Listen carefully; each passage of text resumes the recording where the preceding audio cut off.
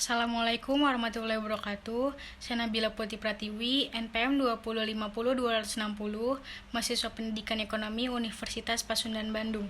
Saya di sini akan mempresentasikan materi tentang teori-teori pembangunan dari mata kuliah Ekonomi Pembangunan. Teori pembangunan klasik. Teori klasik muncul pada akhir abad ke-18 dan permulaan pada abad ke-19, yaitu pada saat revolusi industri di Inggris. Ahli ekonomi klasik meyakini kunci keberhasilan ekonomi adalah dengan sistem persaingan sempurna atau pasar persaingan sempurna.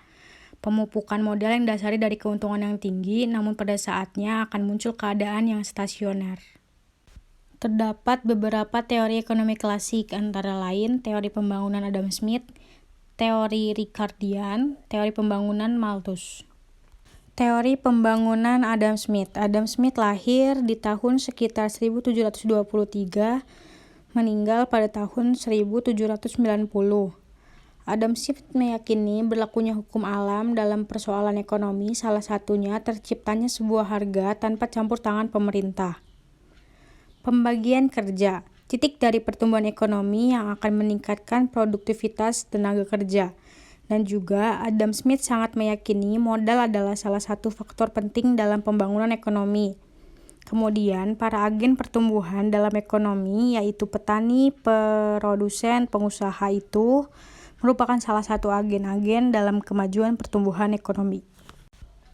Adapun kelemahan dari teori Adam Smith, yang pertama yaitu pengabaian masyarakat secara luas.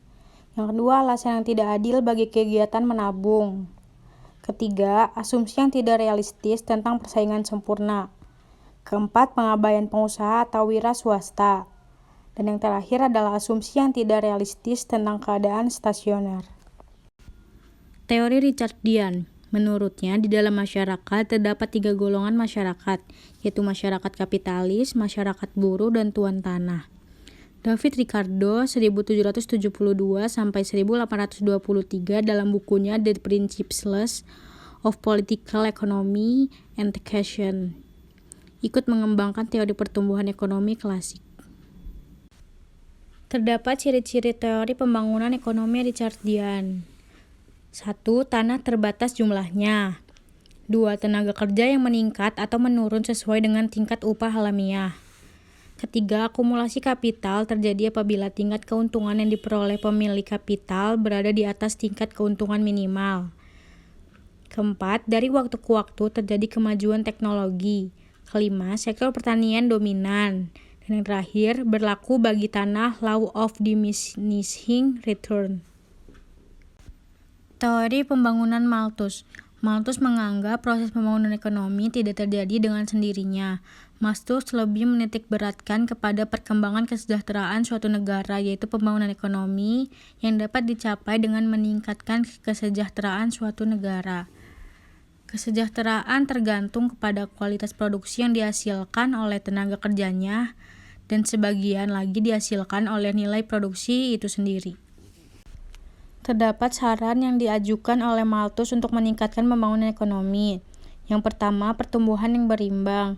Kedua, menaikkan permintaan efektif. Ketiga, pendistribusian kesejahteraan dan pemilikan tanah secara adil. Keempat, permintaan efektif dapat ditingkatkan melalui perluasan perdagangan internal dan eksternal. Yang kelima, yaitu mempertahankan konsumen tidak produktif untuk meningkatkan permintaan efektif.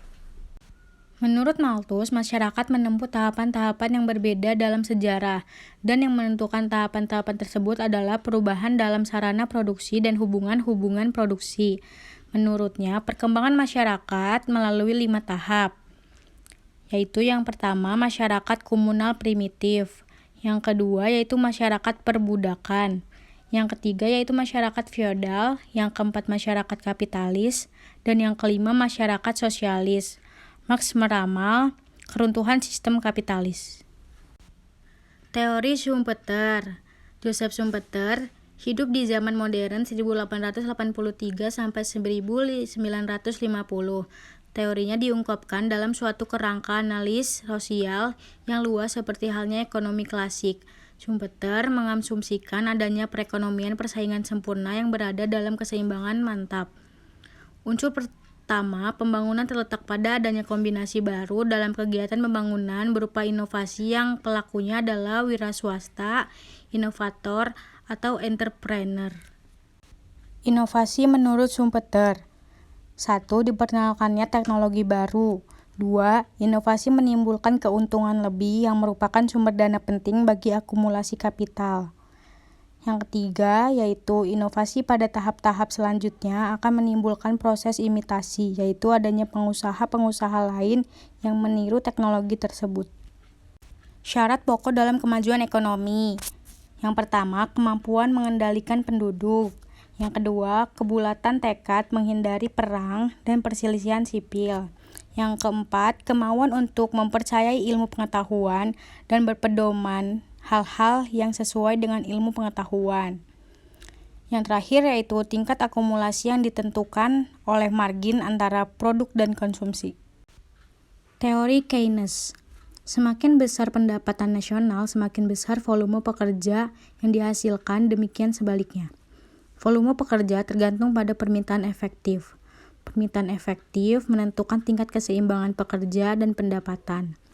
Permintaan efektif ditentukan pada titik saat harga permintaan agregat sama dengan harga penawaran agregat. Permintaan efektif terdiri dari permintaan konsumsi dan investasi. Teori ini hanya berlaku pada ekonomi. Adapun asumsi yang dipakai Keynes. Inti ajaran Keynes ini berfondasi dari 3 sektor. Yang pertama yaitu hasrat berkonsumsi. Yang kedua, tingkat bunga yang berkaitan dengan hasrat likuiditas. Yang ketiga yaitu efisiensi marginal, biaya dari investasi modal. Teori Harrod-Domar, besarnya tabungan masyarakat proporsional dengan besarnya pendapatan nasional mempunyai asumsi, yakni 1.